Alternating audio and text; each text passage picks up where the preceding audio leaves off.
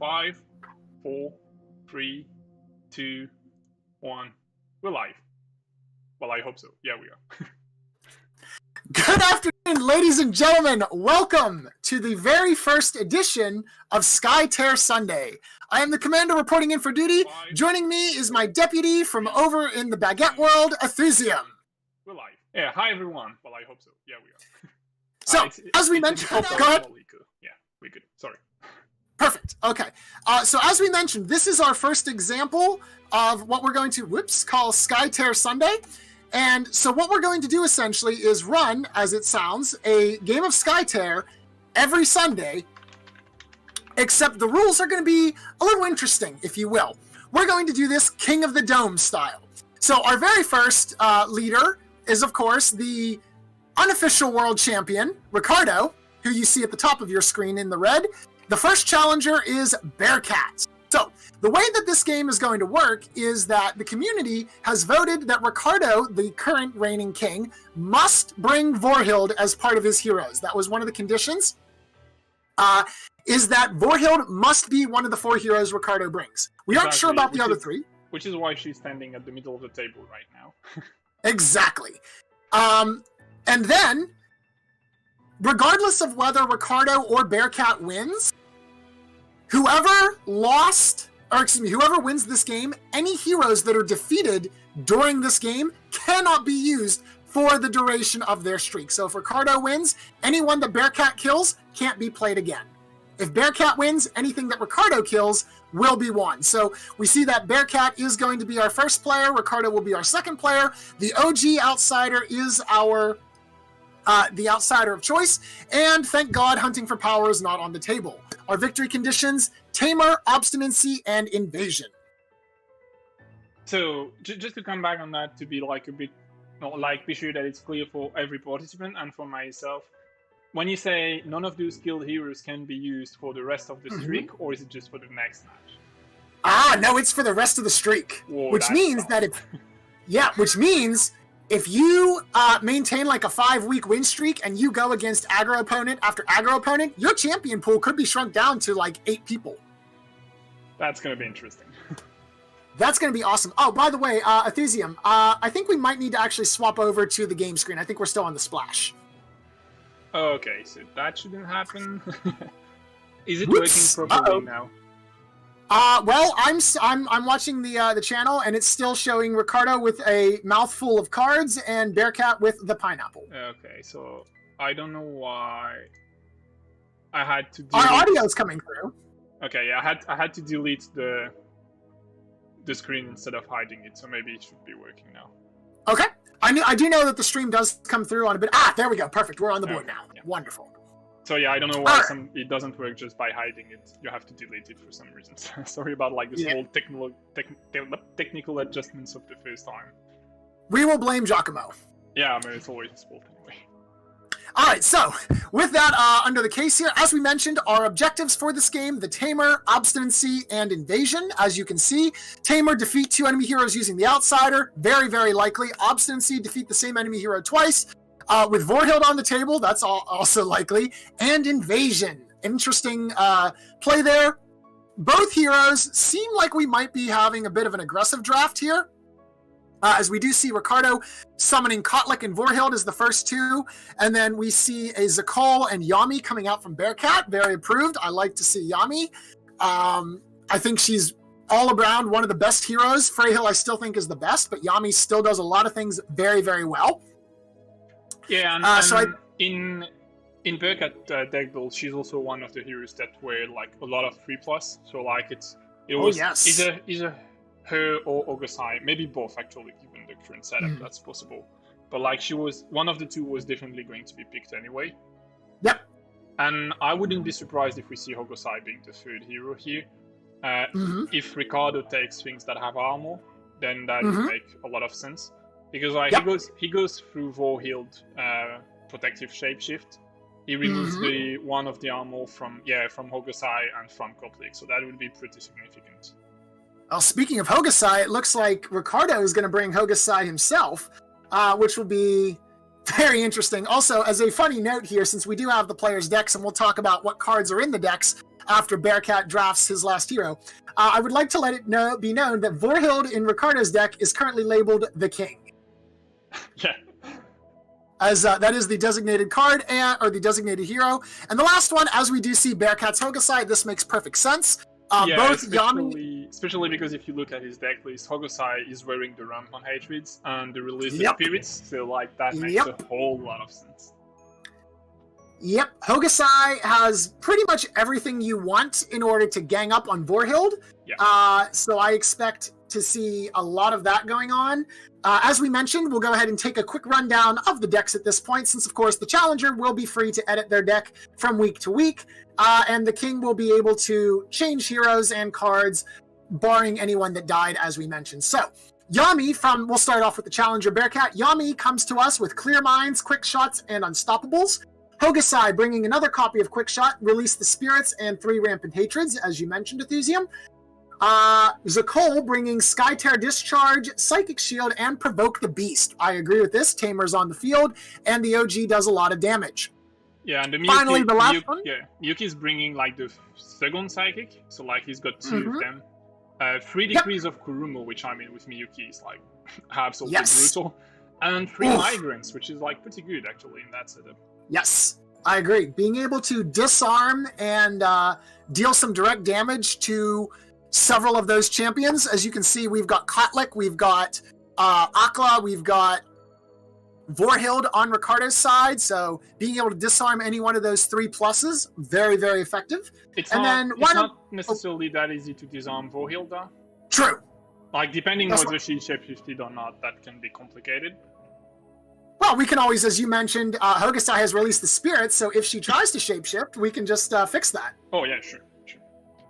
Also, it forces, it kind of forces Riccardo in this awkward choice where, like, do you want to shapeshift her at the beginning of her turn, so that, like, she's safe during the activation, but then you end your activation and she's not shapeshifted and she's correct. Like, super at risk. You have to choose whether you're safe during your activation or in between your activations. And given that there is, like, 7 people playing in between your activations, among 4 of which are on your opponent's side, and maybe you prefer to be safe at that point. Oh. Alright, so looks like Bearcat is going to open up with Miyuki. Interestingly enough, though, so the interesting thing is he's not putting Miyuki in one of the cover hexes. So Miyuki is, renowned for having her ability be within 3, as opposed to a lot of the Kurumo abilities, the passive persistent effects requiring line of sight. So in this case, bringing Miyuki, normally some people might hide Miyuki in the cover hex, and that way you can threaten part of the dome using anyone who's marked within the dome would suffer the penalties that are associated with Miyuki, the -1 attack and not being able to flip during the attack action. But Bearcat keeping Miyuki safe for now, it looks like, going to go ahead, delete a minion, and then lead from the hand or the deck. I think one of the reasons for that is that you keep alive the 1 minion that is nearest to the dome. So what you actually intend to do is threaten a kill on that minion with Yami if she can worship on anyone that gets too close. Like you get your skirmish if you want, then you worship on that person and you move to go through that minion. You might even attack in between and then quick shot the minion, which is also like something that could happen. So like I understand why Miyuki fetches the furthest away of the minions. Like that actually does make sense, especially because like the 3 other heroes are melee ones. So like if they can catch a minion, it's probably not gonna be that one. And Riccardo's, this has to be bait. Oh no, that's Kotlik. Never mind. I'm sorry. I thought that was I can't tell who half these heroes are with that green tint. But we do see that Kotlik is coming into the middle, and by placing that pillar down will give Kotlik a +1 armor, which will make him fairly durable to any gang ups that may occur here from Bearcat in the center. Yeah, I don't know, because like where he's positioned, like I'm not too happy about Kotlik moving right in the middle, because now Hogosai and Yami can both worship without even moving, and then they can skirmish in. Right. It's like, Hogosai can skirmishing, and Yami will be like positioned in the center, so like that feels like a little bit easy, and even Zakol just has to move and he's adjacent. Like he could have stayed a little bit further away, and then at least you force your opponent to spend their actions a little bit differently and think about them a bit more. Because here it feels very... So that might be a bait. Like, if it's that straightforward, it might be because it's a bait, but... Yeah. Like, I'm not so happy putting him in range of Hogosai worship that easily. Yeah, and I agree. To your point about Zakol, obviously you wouldn't want to put your guy directly on the perimeter because then, as you mentioned, Zakol can march up, punch you out of the dome. But there's still, as you mentioned, there's the 2 hexes that are above the center control hex. You could position there. Zakol can't threaten to push you out, although he could be potentially concerned maybe about a flexed side and something like that maybe from Hogosai, and then the Zakol push afterwards. Just to throw you out of the dome and get the early advantage. That might be why he took the center, but I agree. I feel like that center play there is bait. So we'll see if Bearcat goes for it. Like, if my opponent in that setup burns the flux to push... Well, he led from hand, so yeah, maybe. But, like... Right. It's like, it's not... If you don't have the loss of card from the lead from hand, it's not necessarily that bad to have the flux burnt on that. Because that means, like, no ramp on Hatred Flux on turn 2. Right. That to me, I think overall would be the win. Is if you can draw out that flux and then you don't have to worry about the rampant. But the problem is too, with Tamer on the field. Yeah, it's a risk. Because we know Riccardo obviously doesn't know this. But we know that Bearcat is bringing Provoke the Beast, right? So if that outsider gets on the field, you soften somebody up during the outsider activation, you use Divine Conduit, have the outsider trigger Hogosai, melt somebody's armor, then you just start using Provoke the Beast in round number 2. You can use 2 of those, and boom, boom, you're probably going to start racking up Tamer kills. Yeah, but with Riccardo going second, if you spend that many resources to push Kotlik out, and then it's like you had positioned the Miyuki outside already, and he had no one outside, so like he can always tie it up, right? That's true. And then you burnt. Well, yeah, he's gonna be a bit sad on the lane positioning. That's 100% true. And with invasion, it's not necessarily good news. But you've burnt the flux to tie the dome. Right. And that's bad, right? Yeah, that's a feels bad, man. But sure. If you don't and you definitely get pushed out of the dome and you lose the dome, then given the setup, that's pretty bad. I agree with you. Meanwhile, one of the things, speaking of which, we got to see the first rounds of aggression there while we were discussing this. Hogosai popped the Granite Skin, which will give him +1 armor and then plus skirmish damage equivalent to his current armor, so which gives him essentially a 3+. And so with a worship action onto Zakol to melt the armor, and then 3+ with no armor in defense. That can be a lot of damage. And so we saw there Zakol actually drops down to 11 HP. So Bearcat is going to have to be aware of that. There aren't any healing cards in Bearcat's deck, so there aren't any of the deck actually. Right. So no healing in that game. Oh yeah, there is a Nourish. Sorry, there is 1 Nourish on Riccardo's side. Ooh, and Miyuki flips the cage, or I'm sorry, not Miyuki. Hogosai flips the Caged Soul there on his worship action. So 4 damage to both Bearcat's Hogosai and and Riccardo's Hogosai. So that was some Hogosai on Hogosai action there. Following it up there with the skirmish. No damage. Yep. Still 1 armor even after the armor reduction. And then finally following this up with an attack, so 2 plus the... but a +3 there. Very nice. That's big. That's pretty nice. Now that puts you into threat range with the outsider. If Bearcat is able to win the dome, a good flip on the attack plus a shockwave could kill Hogosai. Or you could actually... It's extremely unlikely that it gets the dome here, right? Because, yes. There is already Kotlik inside, but he might not care. Like, if he's got... If he's got a Provoke the Beast in hand, he might actually have chosen not to fight for the dome and be like, you're going to spawn it, smash me, and then I'm going to do the same the other way around, and you're going to get punished for having spawned the outsider. So maybe if you're Riccardo, you spawn the outsider in a place where he can't attack your own guys. So where Miyuki stands, like in the over the pillar, a feet in the bush to attack Miyuki, for example. Like you attack and push her away, and Just to annoy her as much as possible. The problem is it's the original outsider, and so he's huge. And because he's huge, that affects a much wider area. Ooh, Vorhild coming in doing some damage there with the attack action, dropping Zakol down to 6 hit points. Yeah, Vorhild and Hogosai have like that interesting synergy where like she's super bad against anyone that has 1 armor, because I mean her ability, the 1,000 Needles, is bad against that because it does literally 0 damage. But like if you can get that armor done by 1, it means her ability works in anyone that doesn't have 2 base armor, which means a vast majority of the heroes of the game, and it makes her really good. Now the counterpart is that then you've got 2 heroes in your team that don't drop pillars, which means the 2 others need to have a lot of ways to drop pillars, because that's what triggers the ability. Well, as we saw from the flip there is the stone barricades in Riccardo's deck, which actually I think we might have forgotten to go over Riccardo's deck real fast. Yeah, we hadn't had time. Okay, that's true. Yeah, we got fast and furious here. So let's zip through that real fast. So Hogosai has 1 Strength Over the Pain, 1 Clear Mind, 1 Impervious, 1 Shield Slam, 3 Unstoppables. Akla has 2 Smelt Armors, 2 Clear Minds, 3 Blazing Edges. Kotlik has 3 Granite Skins, 1 Impervious, 3 Rampant Hatreds. Vorhild has 1 Impervious, 3 Stone Barricades, and 3 Sinkholes.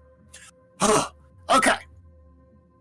So with that being said, there are some Stone Barricade cards, and all of Riccardo's heroes are able to play green runes. So even though there are some heroes that can't summon pillars as a worship action, they are still able to use the Stone Barricades to prop up those pillars. And as we do see Yami now taking some aggression against Vorhild, who chose not to shapeshift at the end of her round. So she will be vulnerable to attacks. We did see the skirmish action and worship action to get Yami over there. So the question is, does Yami attack Vorhild and risk something like a touch of Leothan counter response? We know that can't happen, but Bearcat doesn't. Can't happen. Yeah, he doesn't know that. But, or do we just simply, well, if you have a quick shot, then you don't attack the minion because you just quick shot the minion at the end of the phase. I mean, you try not to attack the minion anyway if it's not needed when you're playing another deck, right? Especially with Yami, like, she spent quite a few actions already, so yeah. So interestingly enough, though, Hogosai actually has lower HP than Vorhild, so we'll see. Okay, it is on Vorhild, though, so Vorhild down to 7. The thing is, like, he's a bit harder to hit because there is the 1 armor point anyway. Correct. And I think if you have the opportunity to hit Vorhild, because you should, because, like, if she gets this non-targetable after you kill the Hogosai, then you might be in a situation where it's hard to drop her down, where you can always attack Hogosai anyway. So, like, better hit her when she's unprotected, I think.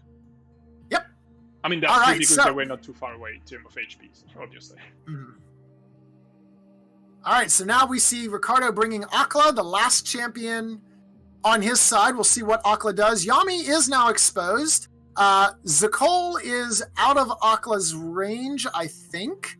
Because you can't. Yeah, because he can't move skirmish and drop a pillar to shoot him from inside the dome, and then still have an action to attack him. So, not going to be able to shoot down Zakol just yet. But he could drop the pillar with stone barricade now. True. That is true. That is. Fair. No, sorry, because Hogosai could. Hogosai could drop it. No, absolutely. Wait. No, he can't. He can't. He doesn't have mana left. Oh no, he doesn't have mana. You're right. Yeah. I was not having mana would be a problem. I did that too. Exactly. Yeah. That is one of the tricky slots there. If only he had Dreams of Talit in the deck. New cards. That would help, yeah. But unfortunately, the Dreams of Talit were not brought into this game. Yeah, they were on Nantaka. So he had. They are on Nantaka. He chose not to take them. Yep. Oh well, poor Nantaka. Well, I mean, it makes sense. She also needs these kind of things. Oh, I agree. Absolutely. Yeah. Well, Nantaka's deck looks like, I'm going to spam pillars, I'm going to summon minions, and you're going to die. Which is how you should build her. It's a bit sad that, like, in his building, you've got the two times 3 cards that benefit Vorhild and Nantakas on 2 different heroes, and then it means you can't have them at the same time. Oh, unless you have, obviously, unless you bring both of the heroes, but like it's a bit restrictive. And question from the chat about, can the outsider kill Zakol? The answer is absolutely. Zakol has no armor with 6 hit points. And so what can happen? There are a number of ways this can be done. First of all, 3+ attack on the flip. Green Hokusai can be forced to take a worship action with Divine Conduit. And then finally, the outsider could use a Shockwave, all else failing. All three of those will guarantee that Zakol gets popped. I think you would do like the attack, then the skirmish, not even the Shockwave one, like just the skirmish, and see if you kill him. And if you don't, then you worship with Hokusai. Because I think you don't want your Hokusai dropping more, right? Like that's fair. That is true. Mm-hmm. That is true. That's a good point. If you like deal 1 damage and flip a +3 on your Hokusai, you're like, yeah, I just almost killed myself just for something I could have done without HP maybe. Yeah, because Riccardo's Hokusai is already down to 6 hit points, and so then Riccardo knows that Provoke the Beast is in Bearcat's deck now, and so does need to be aware of that. All right, we do see another pillar coming down. So Akla is not going to be able to. Wait, what? You can't. Wait. No, he's too far away. Yeah. Sorry, I thought he was attacking. Never mind. Okay, so that is the Vorhild's 1,000 pin armor. I'm like, wait a minute, what is he doing here? Yeah, okay, that's perfectly fine. So Zakol takes 1 damage from Vorhild's passive, which whenever a pillar is placed or destroyed, deal 1 damage to target enemy within 3. And so that we saw that. And then Akla's passive allows him to shoot someone that is next to a pillar. Even if he can't see them directly, the pillar does provide the line of sight. And so we do see Yami taking a fair amount of damage there, actually, dropping down to 13 hit points. Yeah, it's like I think if you have a Release the Spirit here, you play it, right? Just to have this attack fizzle. Would it release the spirits fizzle the attack? Because it's not a condition that Yami has. Sorry, no, my bad, Okay. I was thinking about the disarm and the flux. I was like, but he has no yellow heroes. Gotcha. Yeah, Yami actually could. Yeah. She could play. Oh no, disarm needs to target the migraine, so it needs to target a hero. So yeah, you can't actually. Yeah. If he had nightmare, fully safe. Yeah. It was fully safe here to attack Yami because there was no way to get rid of that. Correct. That's probably why Akla is like a slightly bit better than Sakoshi. Mm-hmm. Like it's so much harder to get rid of a pillar at instant speed than it is to get rid of a mark. Yep. It's much easier to make Sakoshi's attack fizzle than it is to make Akla's one. Poor Sakoshi. All right, meanwhile, we do see the lanes resolving here. So Bearcat's substantial lead in lane 1 and minor lead in lane number 2. So invasion, now something that Riccardo does need to consider. As I assume that Miyuki is... so we are going to go for the Zakol kill and then risk Provoke the Beast counter on Hokusai. This ought to be very interesting. So Zakol is not going to survive this. The question is, how long does he survive? Not does he survive. So let's go ahead and see the order of actions.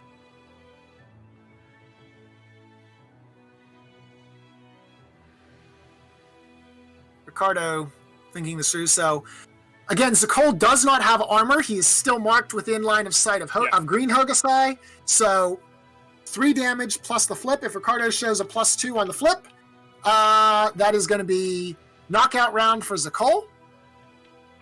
Is he forcing... Okay. Oh, interesting. So he's actually used the Divine Conduit ability to destroy the pillar and then replace the pillar, which will deal 1+1 damage to Zakol. Or a total... That was pretty interesting there. Interesting choice there. Actually, now that I was, fixated on using the Divine Conduit to destroy, to use Hokusai's ability, I didn't even think about using Akla to place a pillar. And we did see Yami, it looks like, get attacked. And so now, +1 to Zakol. So why did Yami take damage there? I'm not sure. No, so he actually flipped +3 on the pillar ability. So Yami took the that's what it was. Damage, okay. And Zakol took the pin from Vorhild. That's what it is. Okay, yeah. I forgot about Akla's collapse ability that does the damage there. That makes sense. I was a little bit confused on everything that just took place there. Yeah, so Vorhild sounds like a pretty good drip damage combo here. You drop the pillar, you remove it, she pins 2, and it does damage with the pillar. Like, it's a pretty nice synergy. That was actually very economic. And then we see the Yami targeted with the shockwave. Yep. Yeah. No, 1 damage, sorry. Just 1 damage, yeah, 0 plus the flip. And then you get to push them as well. So Yami does get pushed back there. Okay. So Bearcat does need to be careful now. Yeah, I don't think the pushing ability had any interest, but like the piercing is always interesting anyway. Yes. So 1 point on the tamer for Riccardo. Bearcat, as we can see, does have lane pressure advantage here, but he's also down a hero right now, which means hopefully he's got Rampant Hatred ready. This would be a very good time to pop the Flux Rampant Hatred. Actually, this would be a terrible time because you're not even going to get anything out of it. All of your heroes are knocked away. Ooh, this is actually rough. So if I'm Bearcat, I would prefer to have Provoke the Beast in hand, I think, and just try to blow up the Riccardo Hokusai here at this point. Yeah, because then you also make your armor a bit more valuable on your own Hokusai on your Yami. Correct. All right, well, we're into round number 2. It also means like the pin from Vorhild, which we've just seen has done a lot of work. Yes. Put it out of the board on Yami, which is like not negligible. Like she's already at 9 HP, so... Yeah. Vorhild and Hokusai are both, looking paper thin here at this point, but Yami, as you mentioned, also down in the single digits, so Bearcat is going to activate Hokusai first. So, is this going to be a case of some Hokusai on Hokusai action where my armor is going to last longer than yours? There it is! Provoke the Beast. There it is. All right, I thought we were going to get into like a mano-a-mano contest here. So, Provoke the Beast does allow target outsider to take an attack action, and we all know exactly where that attack action's going. Yeah, it's like a 3+ on Hokusai, and then he's got only 1 armor, so like he might very well be down around like 2 HPs, which also makes his worship pretty irrelevant. Like you get the mark for the -1 armor, but like you probably don't decide to flip a card, right? Correct. So in this situation here, the question then becomes, does he use an attack action? Oh, no! We're going to stop that play right now with an Impervious. +2 armor to Hokusai brings him up to 3. You will still take damage, likely. It's a flip deck, so you'll take 2 to 3 damage, very likely. Correct. Maybe 1 if you're lucky. But... Yeah, you'll... okay, so 2 damage. Yeah, so that would have actually put Hokusai very much within kill range. As that would have done, brought him down to 2. You could have probably done an attack action or a worship action, or both, and killed the Hokusai there. But that Impervious is actually going to keep Hokusai alive for this particular activation. So the question now becomes, what do you do with the rest of Hokusai's... Well, actually, with all of Hokusai's AP, he hasn't used anything yet. All he's done is played Provoke the Beast. Yeah, it's like, now... You have 13 HPs, honestly. Like, you can decide to flip and see what happens. Like, you flip on the opponent Hokusai and see if you kill him. Sure. That might be a play. The problem is, like, kind of, if you don't kill him, then he has 3 armor, so... Yeah, no, it's probably not what you do, because you don't want to lose your HP for nothing, and you'd need, like, a 3 for that. Okay, so Bearcat is... anyway. Okay! Hey, I'm all for more violence here. So he goes for it. He needs a +3 to kill him. And if he doesn't... He probably... Okay, so he has 1 HP left. That's rough. That's a feels bad, man. I mean, you still have a 2+ attack, right? So, like, 2+, you flip a +2, which is, like, the average of your deck. I mean, the median of your deck. And then you're like, yeah, okay, I'm dealing 1 damage because you have 3 armor, so I'm killing you. So it's still worth it, right? You could attack and try to kill him there. So, and the other thing, too, is, as we saw, Bearcat does have 3 copies of...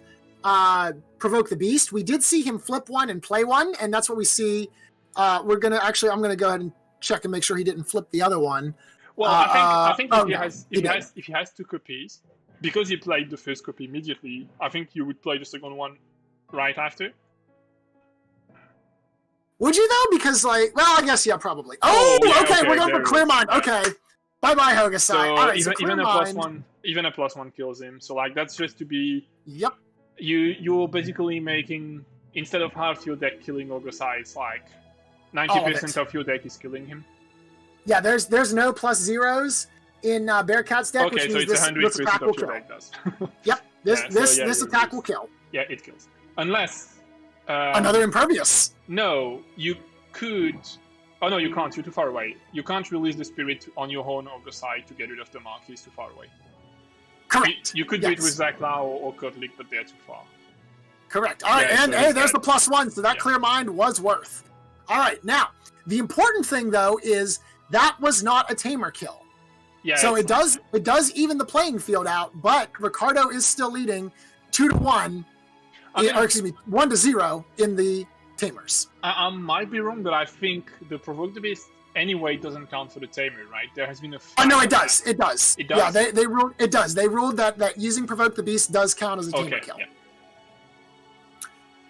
All right, and we do see the skirmish. It's for the double kill that it doesn't count, right? No, it'll still count for that as well. Well, it does, yeah, because during the execution, yeah. There was some discussion, so understandable. There were some people that are like, no, it doesn't, because it's supposed to be the outsider activation. And then I think it was Riccardo actually that might have said, no, the intent was if you kill using the outsider, then you get the tamer kill credit. So I think they did end up ruling Provoke the Beast does indeed count. Yeah, that's right. All right, well, Vorhild actually not long for this world. Yami is a triple flipper, and Vorhild's got 5 HP, which means Vorhild could very easily be dying on Yami's activation. She's not shapeshifted, so she's gone. Like, I mean, you worship, you attack, you skirmish. Like, I don't see her surviving, right? So that means you need to kill Yami and shapeshift, right? Kill Yami, run away, and then shapeshift. Yes. I mean, the Hogosai has played, so you don't really care about him being just aside where you are. No, I think you don't run away at all. You just kill Yami. Because Miyuki is on the other side of the board, right? So, like, I'm safer here than running away in any direction. That's fair. That's a good point. But you need to kill Yami, and that's not granted here. Right, yeah. Yami's down to 6 hit points, actually. And so one of the other things, too, now, Invasion, is certainly a consideration, as Bearcat is actually about to take the hero advantage. He started this round with the hero disadvantage, but Riccardo is about to lose a second hero here, and Kotlik is certainly a beefy boy, but Aklar goes down pretty quickly himself as well. Yeah, and also, like, now there is no Gosai, so, like, the Vorhild pin does literally nothing against anyone. Right. Mm-hmm.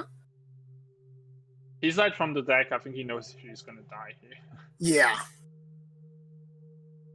So, what do you do here? Like, do you play Yami and kill Vorhild, and you're like, yeah, I don't care, I'm gonna play Miyuki, and I will see later if I want to kill her with Yami or not? I think you do. I think maybe as Yami, you play a quick shot, kill a minion. Again, of course, assuming that you have these. Quick shot a minion, worship on to Vorhild, skirmish Vorhild. Hopefully you get... Well, Vorhild's got 5 HP, actually, so that's probably not going to kill her. You probably actually need to use a Release the Spirits so that you're able to attack her at this point. Yeah, with the worship, you probably won't kill her, because, like, best case, you... Like, yeah, it could happen. Oh, well, I mean, if you flip 2 damage on your skirmish and 2 damage on your worship, it's 5 damage. She's gone. True! That is a good point. There's no Bromar, so... That's not, like, super unlikely either, actually. It's not granted, for sure. But, like, you still have +3s. So it could even be, like, a 1 and 3 combination. It doesn't have to be a 2 and 2. That is true. Bearcat does have exactly 2 Psychic Shields, plus his ultimates. So I'm going to go ahead and... see how many of those we've actually flipped. We've flipped 2 Psychic Shields and only 1 ultimate, actually. So yeah, you've got... You might have any... no, 2 ultimates. You might have them in hands also. We see the worship going... Oh, Granic Skin. She's gonna survive. Yep, not gonna kill her anymore. Gross. And she's not marked anymore, so like no armor reduction here from the other side. So yeah. Oh yeah, but Yami worshipped, so she is actually marked. They should not forget that here. Yep. She will get remarked. There we go. All right, so she's got 1 armor only, actually. Oh. So she might... Oh, yeah, okay, +1. So it's 2 damage, 1 damage minus the armor. So well, she doesn't get armor, right? Yeah, she does. She played the Impervious, like +2. And then you get -1. No. She played Granite Skin. Oh, yeah, Granite Skin, sorry. Yeah, so it's 0 armor. Yeah. So it's 2 damage. Granite, yeah, Impervious was last week. Correct. Yeah, so because she gets the +1 from Granite. They forgot one of there it is! Thank you, Bearcat. Best card of the newest release. Release the spirits. Blot out every condition. You've already taken care of this. Yeah. Yeah. Well, so interestingly enough, though, this does actually give her an armor back from the granite skin because she's no longer marked. That's true. But you can actually attack her. So, like, yeah, but then why don't you skirmish first? Well, I mean, maybe because you can't kill her with a skirmish. All right, clear mine. So that's 4 damage. Dead Vorhild. But you might fail with the attack if you flip a +1 because she gets the armor back.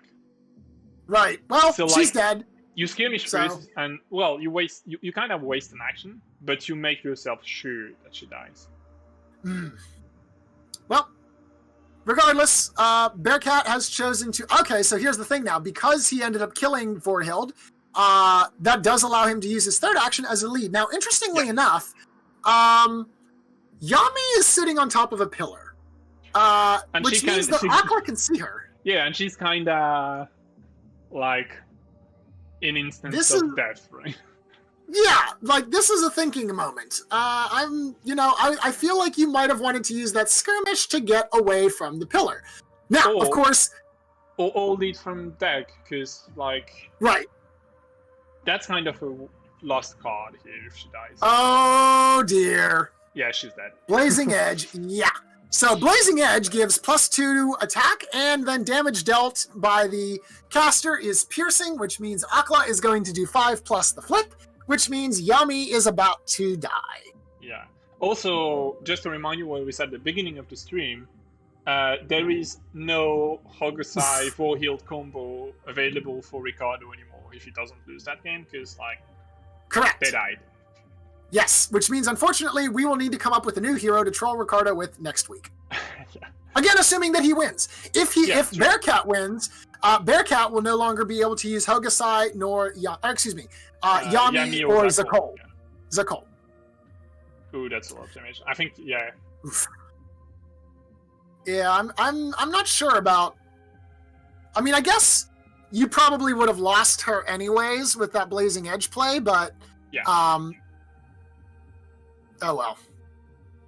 The thing is, like, you still need to save your lengths, right? Because you lose your evasion here. Oh, but before she died, Yami busted out the quick shot. Okay, so from beyond death, quick shot will allow her to kill a minion before she goes down.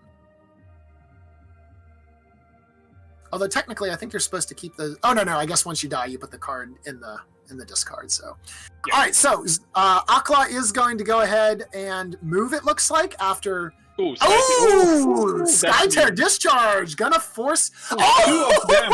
That's huge. Okay, so that's 4 damage. Wait, is it really 2 of them, or is it just because some? No, it's really 2. Oh no, it's 2 of them. It's double Skytear, which means if Akla wants to leave the dome, he's gonna get zapped. Yeah, that's a lot of damage. And Akla has no armor at all.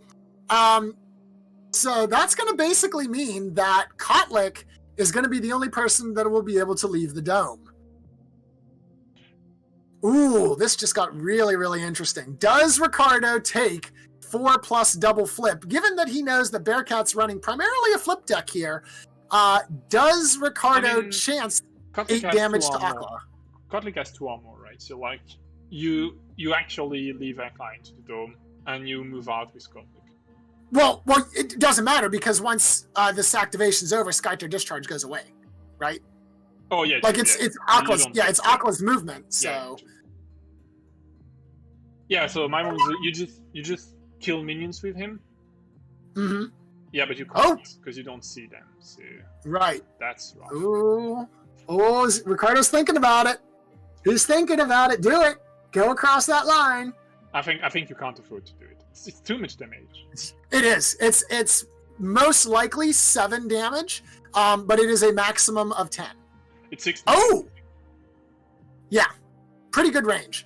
All right, well... He's going to kill Hogosai here. Well, he can't. He's already attacked, remember? Riccardo just didn't use the buttons. Oh, okay. I was looking at the buttons. Okay, Yeah. All right, well, Miyuki is now up. So, Miyuki, what is she going to do? So, I assume she's going to go and do something to cripple Kotlik. I feel like if you move in there and you slow Kotlik, that forces him to use both move and skirmish to get into a lane. Yeah, the thing is that by moving Miyuki here, you actually guarantee Kotlik the ability to save the lane 1 if he's got a 3 mana in hand, which is bad actually. Right, yeah, because it's currently 4-2. You move skirmish and lead with a 3 card, and then you're 5-4, and you win by 1, you save that tower, you move the token away, and you don't lose an invasion. So the other thing too now is Akla already led, so I don't know why you wouldn't just move Miyuki so that she's to the right of your 2 minions that spawned at the default position. Worship on Kotlik so that he's crippled, and then lead there to guarantee you lane 1, because there's no way that you win there's no way that you win control of the dome here as Miyuki, unless you're trying to think that Riccardo's bluffing you. You could deny it though, because like Kotlik has to save that lane, right? So like that's fair. If you lead 3 with Miyuki, no one takes the outsider. That's fair. That is a good point. Okay, yeah, good point. But that didn't happen. Yeah. No. Sorry, he did lead. He did lead from hand. So like I think the dome is tied. As of now, it will be tied. Yeah, assuming that Kotlik does leave the dome, and as you mentioned, he has to. If he doesn't, he loses the game. Correct. That is correct. Yeah. So, interesting. All right. Well, it's a darn shame that. Ooh, that's risky. Ooh, spicy. Well, I mean, yeah. If you're sure you kill Hogoside, then that's worth it. But you still have to. You need an action to. No, because actually then he only wins the lane by 1, which means the token is not close enough. Right. So if you're sure to kill Hogoside, that works. But like, I mean, that's risky, right? Yeah. So that's 3 damage to Hogoside there using the attack action. That's not. I don't think Riccardo has any more. It's like clearly not enough. If he had like a smelt armor, then I would have agreed with this play because that would have been useful. Yeah. He doesn't have any shield slams. Oh yeah, he does actually. I lied. He has 1 shield slam from Hogosai. We've seen it play to give 1 armor to Vorgil not long ago, so it's not insane. He doesn't have a whole lot of pillars, so it's not like you can just pillar bomb and no, then sorry, I'm wrong. It's not the guy. He played. I'm always mixing those. He played the one that gives the bonus skirmish depending on your armor and the +1. Granite Skin. Granite Skin, yeah. So, he has already taken 2 actions. Ooh, Strength of the Pain. Okay, so that's 1 additional attack on the side. Okay. Do you think he has another Strength of the Pain? Because like. So this is 4+, which means no. Is Riccardo playing Smelt Armor, or did that just get flipped? No, I think that's the flip. Okay, so that would be 5 minus would be 3 damage, brings Hogosai down to 4. Okay. Now, because as you said, the dome is going to be tied, doesn't need to worry necessarily about a Tamer kill. Kotlik is out of mana. Skirmish, you don't have enough pillars to detonate in order to boost Kotlik's power enough to kill him. Right? He has to lead because he's losing the lane by 2, so he's losing the invasion if he's not leading. Correct. Yeah, if he does not lead, then this game is over. Which would actually be hilarious to watch if the game developer lost on that kind of an oversight. Yeah, it would be a bit sad, honestly. That would be one for the history books. Make sure we archive this one. I don't think that'll happen though. So, because Riccardo is out of mana with Kotlik. Akla is out of mana. Yeah, Riccardo's totally out of mana. I mean, if you have a 3 to lead from hand, but like you have only 2 cards, right? Yeah, that's the other thing too. Yeah, well, I mean, all he needs is 1, right? Yeah, that's it. And he has no 0 mana card in his deck, so it's like he's sure to have the load he needs, even if he leads from the deck. But he has to lead. Like you don't have a choice. That's why I actually prefer to play where you go the other way on the other lane. Yeah, that's the thing. That tower is. Oh no, that's 4-2. So yeah, that tower actually doesn't take any damage in the other lane. Yeah, but it's like you're still under pressure on both lanes. Where if you were to save the other lane, under pressure only on Hogosai lane, and with the strength of a pen, you can actually kill the 2 minions. I know you can't. Sorry, you can't because you're too far away because of the Miyuki slow. Well, you still have the clear mind if you really want to go there with the moves, right? You skirmish flip on Miyuki, you move, and then you can get rid of 2 minions. So it makes you win by 1, and you don't even have to lead with a card. And that means your lane is in a decent position, where here, even if you... Whoa, that's weird. So here's the thing. Invasion does not go off till the end of the round, which means Riccardo can win the outsider and kill Hogosai before the invasion triggers. Oof. That would work. That's risky. Well, here's the thing. Risky. Yeah, but see, here's the thing. This game is about to be decided right here. This, I think Bearcat actually loses this because, well, no, wait a minute. You don't have a Hogosai to do a worship. Yeah, because Hogosai has 2 armor. So this is going to come down to flips. I mean, this is a game. Oh! But I mean, all right, there's 3. Even if it dies, it's not a loss, right? Oh, yeah, yes, sorry. That's Tamer. Yeah. That's Tamer, which means that Riccardo is about to win the game right now. It's game then, because you shockwave. Yeah, and there's no zeros. There is some calls, though. You could flip it. That's game, though. Yeah. Good game. All right, so that will be game by Tamer. Woohoo! All right. That was spicy. Yeah, so our king remains the king, which is interesting there. And he's going to have to find something new interesting to play next week with whatever the community chooses for him as a hero to play. Because Vorhild and Hogosai are both out of the collection. They are banned! You know what? I'm going to try to start a campaign to get him to play Shafathi. I think our trickster friend needs some love. I'm going to be I'm looking forward to this game, like, you know, in 2 to 3 weeks from now. If he keeps winning, and I'm just gonna why do I put in my deck now? Yes. All right. Well, congratulations, Riccardo retains the crown.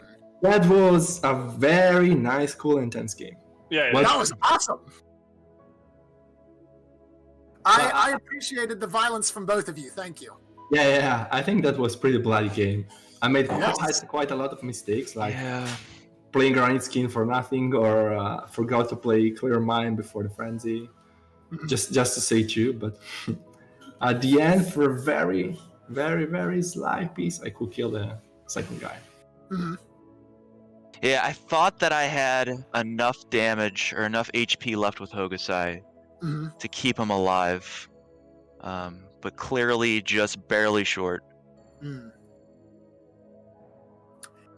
I mean, Skytear is often a game of those 1s and 2s, isn't it? It sure is. Yeah, absolutely. Ooh, absolutely. So I do appreciate the Provoke the Beast. Yeah, that one was nice. Yeah. Looks like Voril made the first time, right? So now she's dead and she can play the next week. Is that the rule? That is correct. Yeah, you are no longer able to bring either Vorhild or Hogosai. All right, my favorite duo. That's crazy. I mean, they definitely did work. I think they got 3 or 4 of the passive procs from Vorhild that were helped by Hogosai's armor reduction. Yeah, that was interesting. Yeah, I think the real problem that I had was sending my Yuki over into my left lane, where she wasn't able to use her ability to stop those giant flips that I kept seeing. That was my plan. I saw Miyuki going in the left lane and say, okay, well, I can try to win before the Nexus is done, and Invasion is no longer a threat if I focus on one lane with 3 heroes. So I just went all in on the other side. But that's kind of the problem with Miyuki, right? It's like, if she's not doing the one thing she's supposed to do, which means protecting the team from attacks, then she's worse than anyone else. Like, any other heroes does at least as best as she does. Yeah, so one of the things that I'm going to shamelessly steal from the chat for Bearcat, when you used Miyuki with the move, the skirmish, or the move, the action and then the skirmish. Would you have considered worship the outsider? Yeah, if you would have put the mark on the outsider, that would have forced the outsider's attack to have been 2, which basically would have saved your MSI. So that was a strong consideration, but he only had like 3 cards left in his deck, and one of them that he had not had 3 copies of in his discard pile was Sinkhole.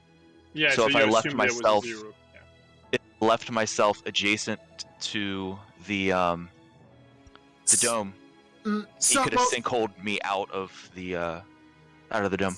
So it's turn 2, which means man. And so he didn't have the mana for that. That's another thing I could do. I could just shockwave Miyuki out of the 3 and that's true. Try to kill the guy anyway. But that removes 0+ piercing from me. Correct. So, that's why I was scared to do this move, because if he had another Decree of Kurumo, which I saw flipping in Riccardo, I did not. Riccardo, I don't think you can shockwave Miyuki out of the 3 range.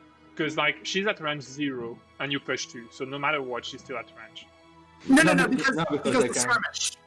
And also, so I can place the outsider place it right differently.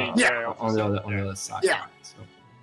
So that Miyuki wouldn't have been able to get to a point where she would have been able to cripple him anyways. Yeah. Well, then I guess this way, it was just a clear problem of me playing around a 3-mana card on turn 2.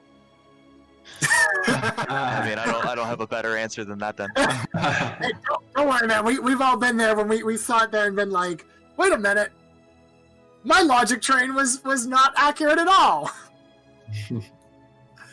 Too many choices, too many options. You cannot avoid mistakes forever in this game. You just need to try to make as few as you can.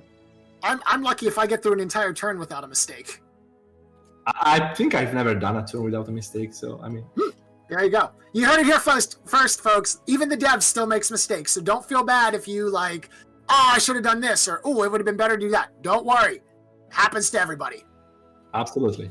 Yeah, and also a lot of your correct plays in Insight 1 or 2 turns later turn out to be not that good.